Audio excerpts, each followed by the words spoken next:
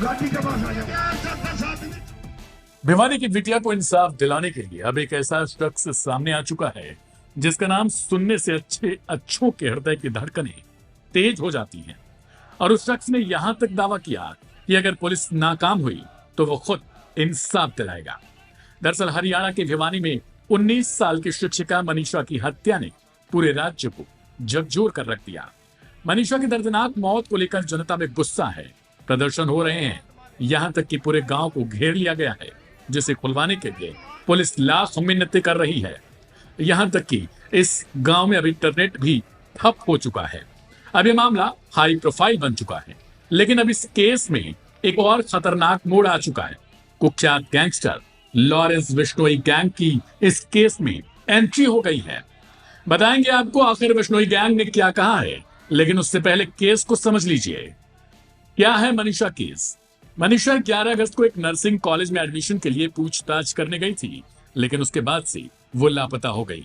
2 दिन बाद 13 अगस्त को उसका शव भिवानी के खेत में बरामद हुआ। शव मिलने के बाद से ही इलाके में आक्रोश फैल गया। परिजनों और स्थानीय लोगों का आरोप है कि पुलिस ने लापरवाही दिखाई और समय पर कार्रवाई नहीं की गई। बिश्नोई गैंग ने क्या कहा? अब इस बीच लॉरेंस बिश्नोई गैंग ने इस हत्या को लेकर धमकी जारी की है। बिश्नोई गैंग ने कथित तौर से सोशल मीडिया पर एक पोस्ट वायरल की, जिसमें गोल्डी ढिल्लों और लॉरेंस बिश्नोई के हवाले से लिखा गया, अगर हरियाणा पुलिस इंसाफ नहीं दिला पाई तो हम खुद कातिल को मौत के घाट उतार देंगे। इस बयान ने पूरे मामले को और भी पेचीदा बना दिया है। कहां है इस वक्त लॉरेंस बिश्नोई?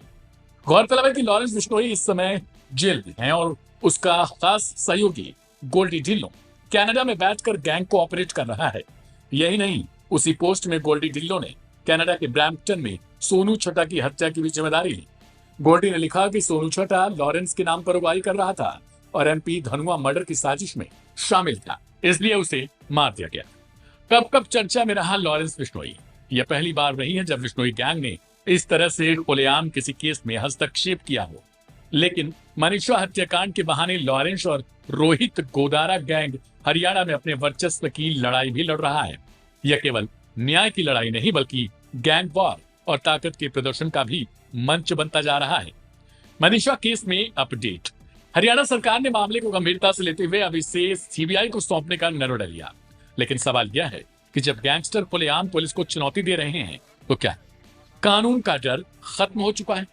जाहिर है कि जनता को अब केवल न्याय नहीं बल्कि जवाब भी चाहिए कि मनीषा की मौत का असली गुनहगार कौन है और क्या उसे सजा मिल पाएगी या फिर नहीं।